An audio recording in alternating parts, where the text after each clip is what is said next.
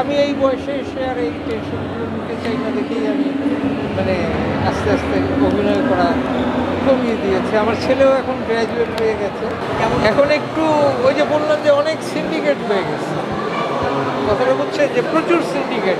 এটার কারণ media itself হচ্ছে এটার কারণ। কারণ হয়েছে কি যে আগের মতো আর নাই। আগে আমরা যখন কাজ করতাম, কাজ করার পরে আমরা পেমেন্টটা পেতাম। এখন পেমেন্টটা খুব ধাপে ধাপে পেতে হয়, যার ফলে হাইপার টেনশনের মধ্যে থাকতে হয় একটা। তো আমি এই বয়সে এসে আর এই টেনশনগুলো নিতে চাই না দেখেই আমি মানে আস্তে আস্তে অভিনয় করা কমিয়ে দিয়েছে। আমার ছেলেও এখন গ্র্যাজুয়েট হয়ে গেছে। সো আমি তো একসময় সেনাবাহিনীতে ছিলাম, রিটায়ার্ড ক্যাপ্টেন, ওখান থেকেও একটা পেনশন পাই, যার ফলে আমার চলে যাচ্ছে, কেটে যাচ্ছে। না, আমি যে কাজ করব না বলি নেই, কিন্তু আমি বলছি যে আমি একটু এখন বেছে বেছে কাজ করি, মানে একটু বেছে বেছে কাজ। এখন একটু ওই যে বললাম যে অনেক সিন্ডিকেট হয়ে গেছে, কথাটা হচ্ছে যে প্রচুর সিন্ডিকেট। ও কাজ করলে আমি কাজ করব না, ওকে নিলে আমি কাজ করব না, এই প্রবণতাগুলো আগে কিন্তু ছিল না। আগে পরিচালক নির্ধারণ করতো কে কাজ করবে কে কাজ করবে না। এখন পরিচালকরা শিল্পীদের দ্বারা মানে নির্দেশিত হয় যে একে নিলে আমি কাজ করব, একে নিলে আমি কাজ করব না। তো এইসব ঘ্যান্তাকারী আমার ভালো লাগে না। আর যার ফলে আমি খুব সিলেক্টিভ কিছু লোকের কাজ করি। একদমই যে বন্ধ করে দিয়েছি তা কিন্তু না। আমি কিছু কাজ কোচিং খন্দকারের কাজ করছি, করব, সামনেও করব। রাজের কাজ সে গত বছরের আগের বছর শেষ করেছিলাম।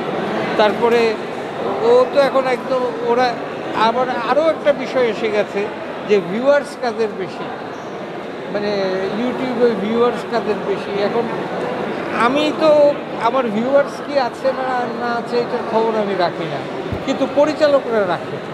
তো ওইভাবে তারা কাস্ট করে। তো যে সমস্ত সব মিলিয়ে আর কি বলছে কাজের মান, মানে কাজের মান কমেছে বলছে, আপনি কি তাই মনে করেন? অবশ্যই আপনি বলেন একটা নাটক দেখে এখন সে আমার বিহাইন্ড দ্য সিন 2009 সালে করা এখন পর্যন্ত সবার মুখে মুখে। তারপরে 69 2004-এ 5-এ করা এখনও সবার মুখে মুখে।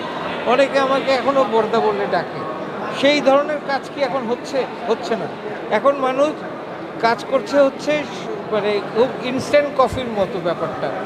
আপনি দেখছেন ভুলে যাচ্ছেন। আর সবচেয়ে বড় ব্যাপার যে টেলিভিশনের নাটক কতজন দেখে, অনেক কমে গেছে দর্শকদের সংখ্যা টেলিভিশনের নাটক দেখার। আপনি যা বলছিলেন যে আগে নাটকগুলো মানুষ মনে রাখতো, এখন তা রাখছে না, ঘন্টা পরে ভুলে যাচ্ছে। মান নিয়ে অনেক কষ্ট আছে। আমার এখানে কিছু কথা শব্দের ব্যবহার আছে। আপনার যে সিনিয়র মানুষ কি বলবেন তাদের কাছে? এটা এখন আমি কিভাবে ব্যাখ্যা করব? আমি শুধু এটুকুই বলবো যে আসলে যেমন আমি কিছুদিন আগে একটা ওটিটির কাজ করেছি হইচইয়ে, সাবরিনা। ওখানে কিন্তু মানুষ আমাকে মনে রেখেছে, ঠিক আছে। এবং এখনও কিন্তু সবাই আশফাককে জিজ্ঞেস করে, আশফাক নিপুণকে, যে আপনি সাবরিনা 2 কবে বানাবেন। ওখানে রুনা খান আমার বিপরীতে ছিলেন। তারপরে এই আপনি যে গ্রামীণ ফোনের অ্যাডটার কথা বললেন, তো এরকম কাজ আমি করছি। কিন্তু কথা হচ্ছে যে আপনি যখন একটা কাজ করবেন আপনার মাথায় এটা রাখতে হবে যে দর্শক এই কাজটা অনেক দিন মনে রাখবে। এখন সবাই এখন আসলে লাভের পিছনে, হ্যাঁ, মানে বাণিজ্যের পিছনে ঘুরছে।